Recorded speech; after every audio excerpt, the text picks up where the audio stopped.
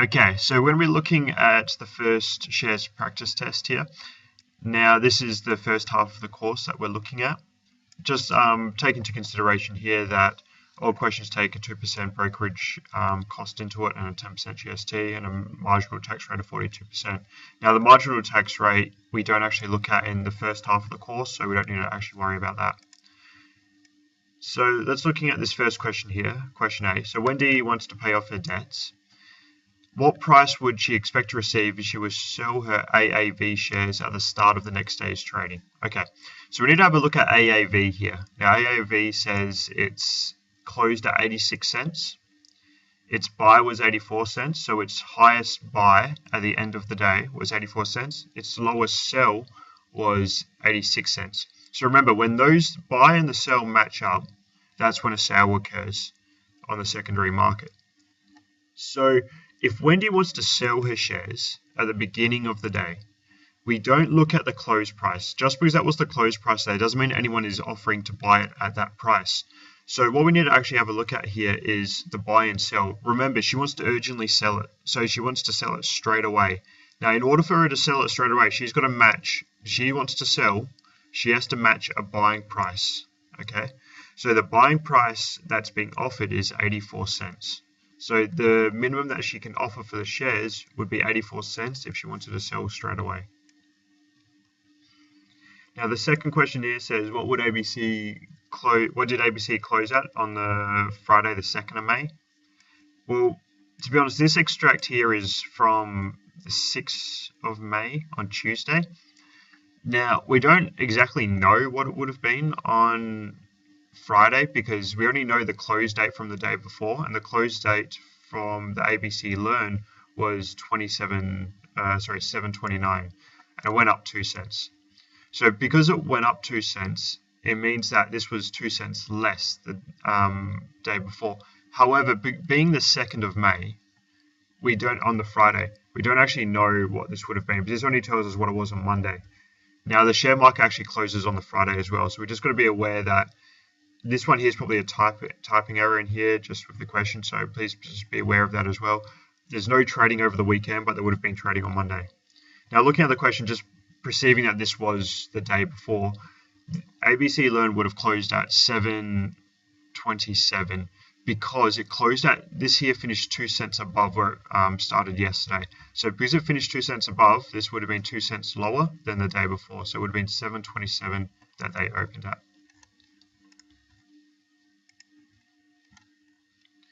Next question, if Mr. Bentley was going to use the share list to make judgments about the share trading, which two columns can you use and why? Now, just having a look at this again, you can talk about any two columns as long as you justify your answer. So for instance, we'll talk about the year high and low. That gives us a scope. Why you would use that is you can see how much spread there's been over the last year. So $1.55 and 84 cents shows there's been a 70-cent spread over the last year, which is pretty significant for this price of share. If you look at the one below it, you see there's only been like about a 21-cent spread in shares in the share price. So there hasn't been as much of the spread in the data. When we have a look at you could use the move and close price because that shows you how much it went up and down over the last year. So most of them stayed pretty most of them stayed pretty steady. This one here went up by $1.16. Some of them went down. So it just gives you a good indicator if the shares going up and down. The buying and sell price tell you exactly what they're selling at, what they're buying at. Probably not as important as some of the other columns when you're buying and selling, but it just gives you an indicator of when exactly the trades are going to be sold and bought at. Now the volume of trade tells you how much people are buying and selling into that trade. So for instance, this one here, Aberdeen, maybe wasn't trading on the day, but there was no volume of trades here. Whereas you look at something like where are we? AGL, had a very significant amount of trades on the day. So that gives you a good idea whether people are going into the shares because it's becoming a good investment, or people coming out of the shares when we're not sure. But it just tells you how much trade is happening within the share. The sales high and low for the day. So that gives you a scope on how much the movement there was on the share for the day. And it's just a good idea to see, you know, if there's been a big spread in the day, it might have gone down a lot or it may have gone up a lot. So that's just another indicator there. And then the last one is the yield. The yield is probably one of the more important ones because it kind of tells you the percentage of return upon your investment. So this looks at your dividends back per price of the share market. So the higher the yield, the better their investment essentially. Now, next question, discuss any limitations that you've raised in C. What other methods are available for the share trading? Basically, the limitations are that it only gives you a visual representation of one-day trading. So we've only got essentially one-day trading happening here. So it doesn't give us a good indicator whether the share price is still going up or down. Even though this price here went down by 2 cents, you know, it may have still be on an upward trend. We don't know. This is only giving us a one-day scope of what's going on. So having a look at this isn't really a good indicator of exactly what's going on in the share market. The year high low, I mean, that gives us a bit more of a scope of what's happened over the year, but it's still, you know, this could be on a low. If we look at the high of $1.55 at the AAV and the low of 84 cents, we can see that the close price is 86 cents. So this is actually on a downwards trend. This is actually one of the lowest it's been over the past year. So in combined with each other, you can use it as a bit of a tool, but if you look at each individual column, you know, they do have their limitations in what they're able to tell from each other or predict from it. Next part, we're looking at Mr. Bentley and the PE ratio. So the PE ratio just essentially says you look at your FAR column, identify whereabouts it is. Having a PE ratio of 23, there's a bit of a table for this one, which I've given you already. But having a look at it, either the share price is overpriced or the earnings have decreased since the last annual earning figures have been reported. So, you know, it's one of two things that can happen. Generally, it's a positive and a negative that can happen. So either it's overpriced or underpriced, or, you know, the share market is predicted to go up, essentially. Now, this one here, just looking at, remember, they're assuming 2% brokerage, 10% GST. You know, this one here says use the long method. Don't worry about using the long method. We'll just use the short method here, the formula for solving it. So you just plug in your numbers of $4.20 into the buying price and your 2% brokerage for your rate, and you get an archer of $4.39. So remember to round that up just to 2 decimal figures because of the monetary values which we're talking about here. Next question, we're looking at the approximate yield here. Now we have to, I mean, it hasn't said which type of yield, but we're looking at the approximate because we've only got the numbers to be able to work out the approximate yield here. So we've got a dividend of 15 cents. The market value price was $4.20. So it's essentially 15 cents over 4.20, which gives you 0.04. Now, what's missing on here is just times by 100. So if you times by 100, you'll get a 4% yield. Okay. So that was just times 100 is just missing on that question. Which is a better indicator to when to sell shares, the break-even price or the yield? What are the limitations of each? Well, the break-even price just gives you an indicator on exactly when to sell to avoid a loss. Now, whether that's your goal, if that's your goal, then maybe the break-even price is what you want to look at. But it's not really a great indicator because the share price may have just gone over the break-even price and then just tipped down a little bit, but it's still on an upward trend. But you sold because, you know, you wanted to make sure that you break even. You know, the break-even price doesn't really give an indicator of what's exactly happening, the trends in data the trends in the shares that's going on. So I probably wouldn't really say the break-even price. I would probably say more the yield, because what the yield does is it tells you the percentage of return upon your investment. So, you know, you're getting a higher return on dividends for a lower share price. So the higher the yield, the better.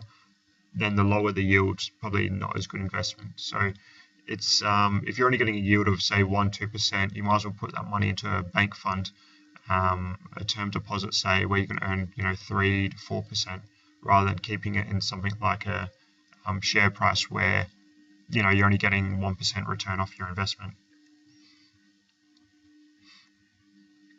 Next question, we're looking at dividends profit distribution. So this one here, you just got to make sure that you're utilizing all the data. So you want to utilize exactly what they've given you. Sometimes they'll give you more, sometimes they'll give you less. So you just got to make sure that you're using exactly what the data that they give you. So Billabong made a profit of $2,580,000 and last year. they retain 30% for tax, further invested the 600,000 as well. First thing is that you got your profit and you want to less your tax. Okay, so you want to make sure the tax comes straight off the profit. You don't want to do the investment first because taxation is on your whole profit, not just part of it. So you want to do the less the 30% tax first, and then less the investment, which you'll get a total left of $1,206,000 to be divided between the preference shareholders as well as the ordinary shareholders. So it says here they have a share capital of 655,000. Now all that says is basically $5. That's how much shared capital they have. So that's just the preference shares added to the ordinary shares. So that's just the value of those two added up. Now we don't actually really need to know that. That's just an extra bit of information they've given you. So it's not actually that important. So we can disregard that. What is important though is that we want to find out how much money is being paid back to the preference shareholders. So that there is just basically timesing this straight across. So that if there is 110,000 people who own preference shares at $5, so times that by 5, and then times 12% return upon those investments. You times that straight across, so that would be 0.12 when you put in your calculator. So equals 66,000. So that there is going to be taken off your profit. So you take that off your profit and you get this answer here. And then the rest of that now is divided up between the ordinary shareholders. Now what they've also given you, which is a bit of extra information, is the price of the ordinary shares at $2. Now we don't need to know that. That's not important for us to know. What is important is the amount of ordinary shares there are. So there's 3 million ordinary shareholders. So you want to divide that 1 million. You want to divide the $1,140,000 that's left by the 3 million ordinary shareholders. So when you do that, you get a dividend per share of 38 cents, which is quite high actually. That's a pretty big return. So Billabong had a pretty good year. So what the question is asking is find the dividends paid by Spud, who owns 1,200 preference shares and 550,000 ordinary shares. Now this part here is automatic. We have to do this part here to solve the first question. Now that we're doing this one, we know that he owns 1,200 preference shares, because preference shares are always the same. You're getting paid back 12% upon your investment. So he owns 1,200 times 5 at the $5 times his 12% he's going to get back. So he's going to get a profit of $720 for his preference shares. Then you're adding on, he has 5,500 ordinary shares at 38 cents. So you times those two together and you get an answer of $2,090 back he's going to get for his ordinary shares.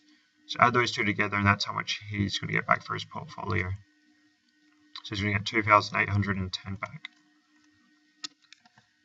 Based on these returns, you would advise Spud to have more preference shares or ordinary shares in his portfolio.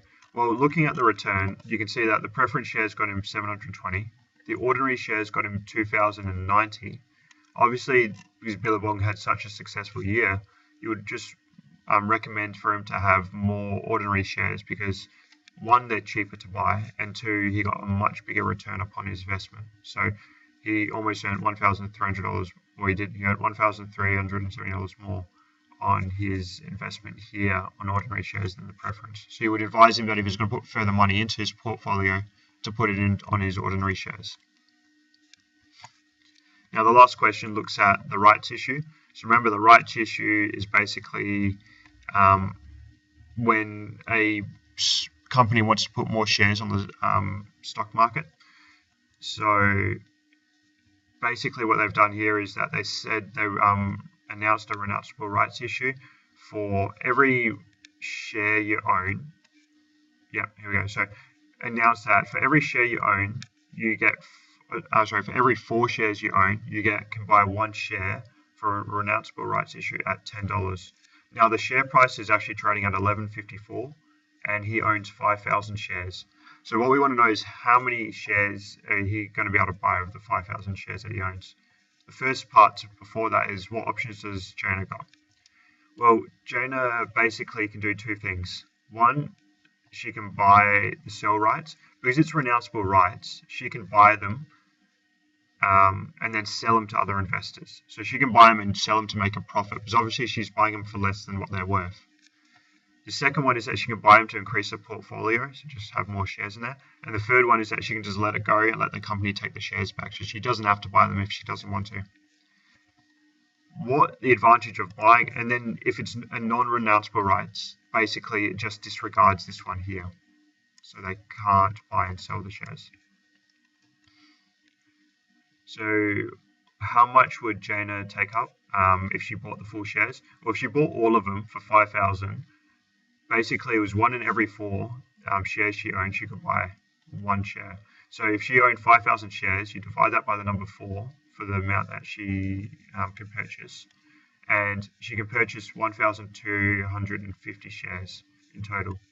Now, if they cost $10 each, times that by 10. So if she was to take up the rights issue, it would cost her $12,500, which is a little bit of money, but at the same time, she's buying them for a cheaper cost. Now, what they want to know is how much is this going to dilute the market? Because you can see that at $11.54, that price is actually going to become lower than the share market price at $11.54 is going to become lower because the rights issue that's been released on the market is actually $10. So you can see it's a fair bit cheaper. It's $1.54 cheaper. So because they're selling cheaper shares on the market, it's going to actually bring down the market value of the shares. So the way that you solve that is you say, all right, you've got $11.54, so it should be dollar signs there. For every 4 shares at $11.54, you can buy 1 share at $10. So for every 4 at $11.54, you can buy 1 at $10. So you just times those straight across, which gives you an answer of $46.16. So that's if you own 4 shares, that's how much it costs. Because you own the 4 shares, you can buy 1 at $10. So you add all of that together and you get $56.16. So that's how much it would cost now if you have it in your portfolio, 5 shares. So you divide that by the total of 5 because we've had 4 shares plus the one that you've bought. And then you've got $11.23. So what happens is when you divide the two, you can see that the share market price has actually gone down by 21 cents. So, 31 cents. It's gone down by 31 cents. So you can see that because they've put the share market price to $10, we've actually diluted the market value of the share. Now look, that may go up again because companies don't just release more shares on the share market for having no expansion in mind or having a new project in order to work with. So there's this share price may go back up pretty quickly. But that's just the expected price straight after the rights issue has been announced. And then the last one says, if Jana sold the rights, how much would she expect to get? So as I said before, one of her options is to buy and sell the rights to other investors to make a profit. So she needs to do that on the secondary market. But this one here is kind of ignoring any brokerage and GST costs. We're not taking that into consideration at the moment. So if she bought the shares the expected market value now has gone down to $11.23 after the rights issue. She bought them for $10.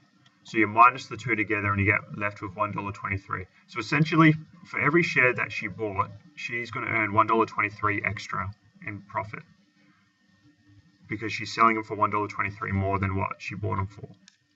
Now, since she bought 1,250 of them at $1.23, basically you times those straight across. She bought 1,250 of them, but the expected amount of return she's going to get on them is $1.23 profit. So you times them straight across, and what you get is an answer of $1,537.50. So that there is called the value of the right, that what she's expected to get back. So really, if she just bought the shares and then sold them, she's expected to make a profit of $1,500, which isn't a bad little profit. So, that is a very attractive thing about a rights issue, that you can buy and sell them straight on the market. And that's it. Hope that's helped out.